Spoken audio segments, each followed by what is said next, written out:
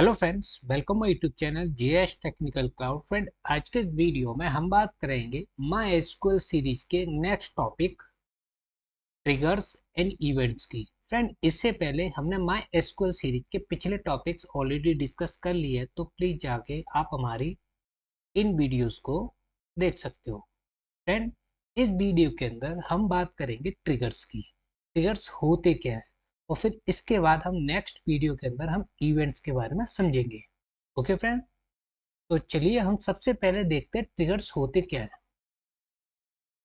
A trigger is a database object that automatically execute. Trigger database के object होते हैं जो ऑटोमेटिकली एग्जीक्यूट होते हैं। A set of SQL statement in response to a DML event। जब हम किसी भी डेटाबेस के अंदर किसी टेबल के अंदर डेटा को अपडेट करते हैं, इंसर्ट करते हैं या डिलीट करते हैं, तो ये ट्रिगर वहां पे एग्जीक्यूट होते हैं automatically. Okay friends, on a specific table. Okay, अब बात करते हैं जो ट्रिगर्स होते हैं उनका सिंटैक्स कैसा होता है क्रिएट करने का।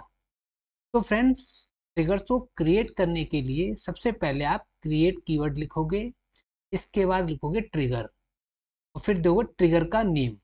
और ट्रिगर का नेम आपको मीनिंगफुल देना है। ओके, जैसे कि जब अगर आप किसी डेटा में टेबल के अंदर इंसर्ट कर रहे हो, डिलीट कर रहे हो, अपडेट कर रहे हो, तो उसके अकॉर्डिंग आपको एक मीनिंगफुल ट्रिगर नेम देना है। ओके, फिर इसके बाद फ्रेंड्स क्या करेंगे, हम बिफोर और आफ्टर को लेना है। मतलब डेटा के अंदर इंसर्ट, अपडेट और डिलीट करने से पहले, या डेटा को इंसर्ट या अपडेट और डिलीट करने के बाद। ओके, कब हमें वो ट्रिगर को एग्जीक्यूट कराना है। ओके, ऑन अ टेबल, फिर इसके बाद टेबल का नेम लेंगे। फॉर ईच रो, हर एक रो के लिए, टेबल के अंदर जितने भी रोज हैं हर एक रो के लिए। ओके, फिर इसके बाद फ्रेंड्स हम बैगिन लिखेंगे, मतलब अपना कोड को स्टार्ट करेंगे कि हमें उस टेबल के अंदर क्या अपडेट कराना, क्या इंसर्ट कराना, या क्या फिर डिलीट कराना। ओके, इसके अंदर अपना एसक्यूएल लॉजिक यहाँ लिखेंगे, फिर इसके बाद हम एंड कर देंगे। ओके, तो इस तरीके से आप किसी भी ट्रिगर को क्रिएट कर सकते हो। ओके फ्रेंड्स, अब बात करते हैं फ्रेंड्स हम न्यू एंड ओल्ड कीवर्ड की। जैसे कि न्यू डॉट कॉलम और ओल्ड डॉट कॉलम क्या होते हैं, मतलब इंसर्ट करने के बाद या इंसर्ट करने से पहले, अपडेट करने के बाद और अपडेट करने से पहले जो कॉलम्स होते हैं उनके बारे में यहाँ पे डिस्कस किया गया है। ओके, जैसे कि वैल्यू आफ्टर चेंज, अगर हम किसी भी टेबल के अंदर चेंज कर रहे हैं, चेंज करने के बाद जो वैल्यूज होती है उसको हम बोलते हैं न्यू कॉलम। ठीक है, जैसे कि किसी टेबल के अंदर कोई कॉलम है, उस कॉलम के अंदर हमें कोई वैल्यू चेंज करनी है, तो चेंज करने के बाद उस कॉलम को हम बोलेंगे न्यू डॉट कॉलम। ओके, और चेंज करने से पहले हम उसको बोलेंगे ओल्ड कॉलम। ठीक है, old dot column. After change हमें यहाँ पे कौन सा डीएमएल इवेंट कराना पड़ता है, इंसर्ट एंड अपडेट। ठीक है, जैसे कि किसी टेबल के अंदर आप डेटा को इंसर्ट कर रहे हो, इंसर्ट करने से पहले तो कोई डेटा होगा नहीं, तो इसमें बिफोर तो लगेगा नहीं, क्या लगेगा, आफ्टर, क्योंकि इंसर्ट करने के बाद वहां पे डेटा आएगा, तो यहाँ पे होगा आफ्टर चेंज। ओके, इसी तरीके से अपडेट, अपडेट आफ्टर में भी लगेगा और बिफोर में भी लगेगा। मतलब अपडेट करने से पहले तो वहां कोई डेटा होगा, तो उसमें कुछ चेंज हो सकता है, और अपडेट करने के बाद जो हम डेटा अपडेट करेंगे, न्यू डेटा ऐड करेंगे, वो आफ्टर भी चेंज भी यूज हो सकता है। ओके, इसी तरीके से फ्रेंड बिफोर चेंज में अपडेट भी लगेगा और डिलीट लगेगा। ओके, क्योंकि डिलीट करने से पहले, जब हम डिलीट कर देंगे, डिलीट वहां पर तो डेटा रहेगा नहीं, फिर आफ्टर का तो कोई मतलब ही नहीं पड़ता, तो यहाँ पे आएगा keyword before. Okay, before change. Okay friend, आप देख सकते हो फ्रेंड्स एक एग्जांपल के थ्रू कैसे हम ट्रिगर को क्रिएट करते हैं और कैसे हम new dot column, old dot column को लिखते हैं। ओके, तो जैसे कि हमने एक क्रिएट कीवर्ड लिखा, फिर इसके बाद ट्रिगर ले लिया, और हमने ट्रिगर का नेम ले लिया log underscore salary underscore change. मतलब हम क्या कर रहे हैं, कौन सा ट्रिगर क्रिएट कर रहे हैं कि किसी टेबल के अंदर जो सैलरी है उसको चेंज करना। ओके, तो हमने ट्रिगर का ये नाम दे दिया। अब यहाँ पे चेंज मतलब पहले लगाएंगे आफ्टर, आफ्टर अपडेट मतलब जब हम चेंज करेंगे मतलब अपडेट करेंगे, तो अपडेट करने के बाद ही तो हमें कुछ सैलरी के अंदर ऐड करना पड़ेगा ना। तो after update on employees, employees क्या है, table name for each row. Okay, इसके बाद फ्रेंड्स हम बैगिन को लिखेंगे। स्टार्ट करते हैं अपना logic. If, if condition, if old dot salary, जो हमारी पुरानी सैलरी है अपडेट करने से पहले की जो वो, और not equal to new dot salary, update करने के बाद जो हम सैलरी न्यू दे रहे हैं वो ये न्यू डॉट सैलरी। अगर हमारी ओल्ड सैलरी और न्यू सैलरी इक्वल नहीं है तो यहाँ पे ये एग्जीक्यूट हो जाएगा। क्या होगा, insert into salary underscore history, ये एक अदर टेबल है जिसके अंदर हमें डेटा को इंसर्ट करना है।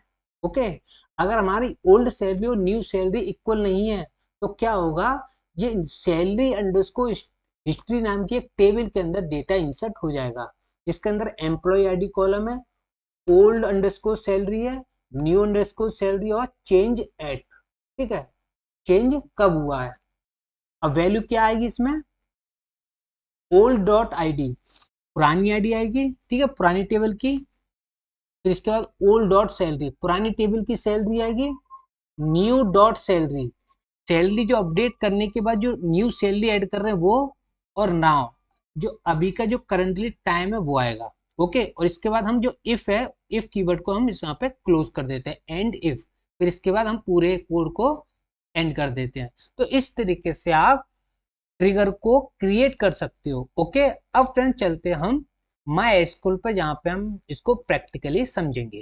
फ्रेंड्स हम आ गए माई एसक्यूएल पे, जहाँ पे हम किसी डेटाबेस के अंदर टेबल्स क्रिएट करेंगे और उस टेबल के अंदर हम कोई ट्रिगर क्रिएट करेंगे जिससे कोई इंसर्ट, अपडेट और डिलीट को ऑटोमेटिकली एग्जीक्यूट कर सके।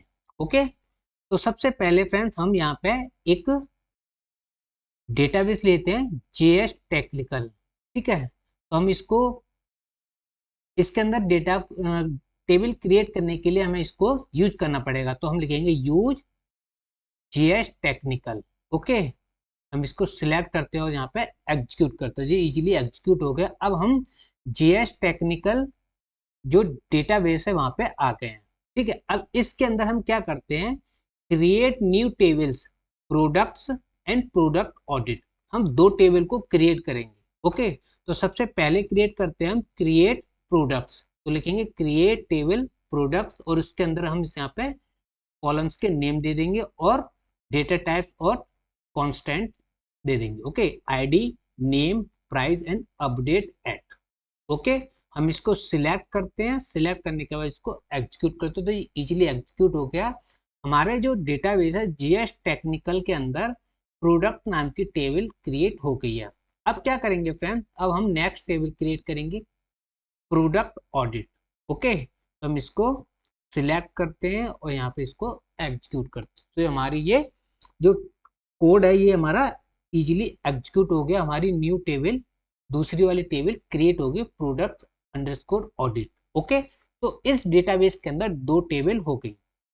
अब क्या करेंगे फ्रेंड, हम डेटा को इंसर्ट करेंगे।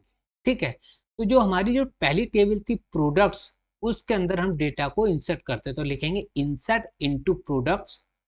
क्या इंसर्ट करना, नेम और प्राइस, क्योंकि हमारे यहाँ पे जो हमने आईडी है वो क्या है, ऑटो इंक्रीमेंट है। ठीक है, और अपडेटेड है time stamp, default current time stamp, मतलब हमें यहाँ पे टाइम देने की जरूरत नहीं है, यहाँ पे ऑटोमेटिकली टाइम आ जाएगा। ओके, तो क्या करते हैं, हम इसको एग्जीक्यूट करते हैं, इंसर्ट इनटू प्रोडक्ट्स, हम इसको एग्जीक्यूट करते हैं, ये इजीली एग्जीक्यूट हो गया। तो प्रोडक्ट्स टेबल के अंदर हमारे पास डेटा आ गया। ठीक है, आईडी आ गई और प्राइस आ गया, और इसका क्या आ गया, हमारे नेम आ गया, प्राइस आ गया और अपडेट एट टाइम आ गया। ठीक है, तो हम इसको डिस्प्ले कराते हैं, प्रोडक्ट के अंदर क्या डेटा है, तो हम लिखेंगे सिलेक्ट ऑल फ्रॉम प्रोडक्ट्स, को एग्जीक्यूट करते हैं, तो आप देख सकते हो आईडी आ गई 1, नेम आ गया जय, प्राइस आ गया 5000 और अपडेटेड एट आज का अभी का टाइम आ गया। ओके फ्रेंड, अब क्या करते हैं फ्रेंड्स, अब हम ट्रिगर को क्रिएट करते हैं। ट्रिगर का नेम लेंगे TRG underscore product underscore price underscore audit.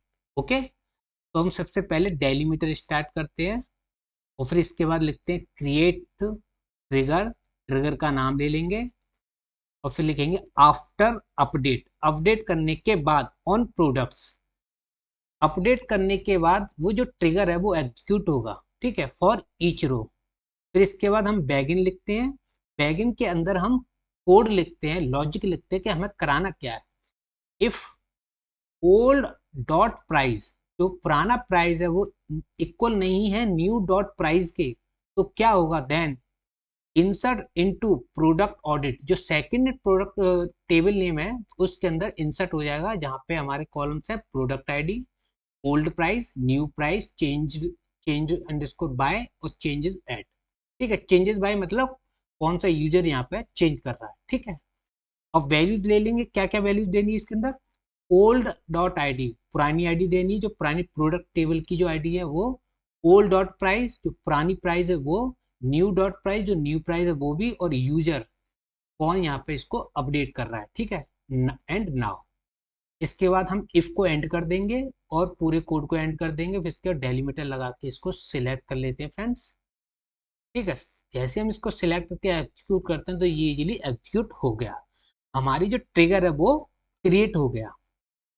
अब क्या करेंगे, after update on products, update करने के बाद यहाँ पे ये एग्जीक्यूट होगा, तो हम यहाँ क्या करेंगे, अपडेट करेंगे। तो अपडेट करने के लिए लिखते हैं अपडेट प्रोडक्ट्स, सेट करेंगे प्राइस को 6000, पहले क्या था 5000, अब हम क्या कर देंगे 6000, जो 5000 और 6000 जो है इक्वल नहीं है, जब इक्वल नहीं है तो क्या होगा, वैल्यू जो डेटा है वो इंसर्ट हो जाएगा प्रोडक्ट अंडरस्कोर ऑडिट के टेबल के अंदर। ओके, जहाँ पे आईडी क्या है 1, हम इसको सिलेक्ट करते हैं और इसको यहाँ पे एग्जीक्यूट करते हैं। तो फ्रेंड देख सकते हो आप यहाँ पे इजीली ये एग्जीक्यूट हो गया।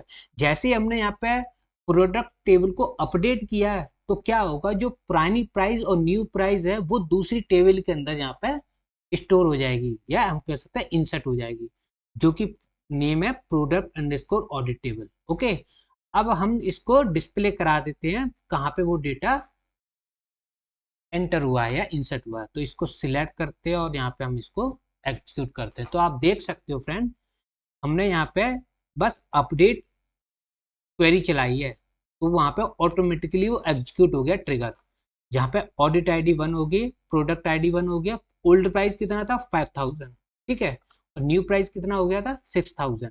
फिर इसके बाद local host changes at time दे दिया। ओके, तो इस तरीके से फ्रेंड्स आप ट्रिगर्स को क्रिएट कर सकते हो और अपने टेबल के अंदर ऑटोमेटिकली चेंज या एग्जीक्यूशन कर सकते हो।